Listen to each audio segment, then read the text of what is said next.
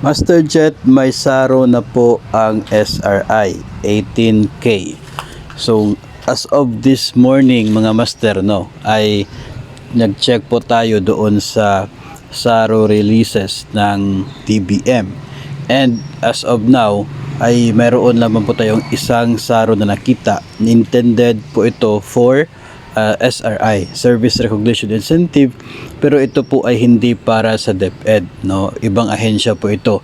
And of course, ano nga bang ahensya yung unang mabibigyan ng SARO? Of course ay mismong DBM, no? So meron pong SARO na modification sa kanila pong allotment galing sa MOOE, at ito po ay modified into personal services para pwede siyang ma-release as SRI, no? So ito na nga po ang purpose na nakikita po ninyo sa inyo po mga screen, no? Baka po kasi isipin ng iba na ito na yung pondo para sa SRI.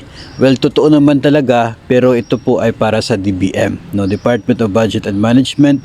Hindi po ito DepEd, hindi po ito any other agency, kundi DBM po, no? Yung kanila pong sobra sa MOOE ay kanila pong na-modify into personal services para pwede nilang gamitin pamigay na SRI sa kanila po mga tauhan, sa mga eligible employees ng DBM. So wala pa po tayo nakikita sa ngayon, even with the NCA, no, na pondo intended for SRI, ay wala pa rin po tayo nakikita sa issuances ng DBM. Kaya abang-abang na lamang tayo mga master sa mga susunod na mga araw kung magkakaroon po ng mga makikita po natin na releases ng allocation intended for the service recognition incentive. Sa ngayon naman ay hindi pa rin naglabas, no, ng opisyal na pahayag o kaya ay memorandum itong DepEd tungkol sa halaga at tungkol po sa process ng pag-release ng SRI for DepEd personnel.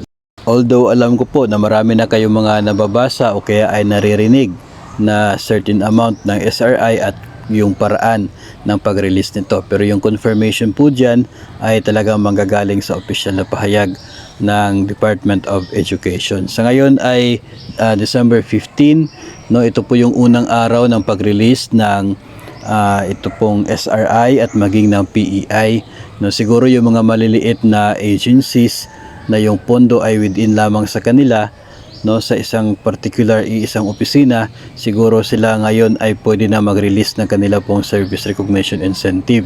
Pero para sa mga malalaking agencies na may napakalawak na coverage, no, at maraming opisina na humahawak ng pondo, posible na hindi pa talaga makakatanggap ng SRI ngayong araw ang kanila po mga nasasakupan. Pero okay lang naman po yun, base po doon sa order ng Pangulo, kasi nga not earlier than December 15 yung binanggit na petsa ng pagtanggap o kaya ay pag-release ng SRI.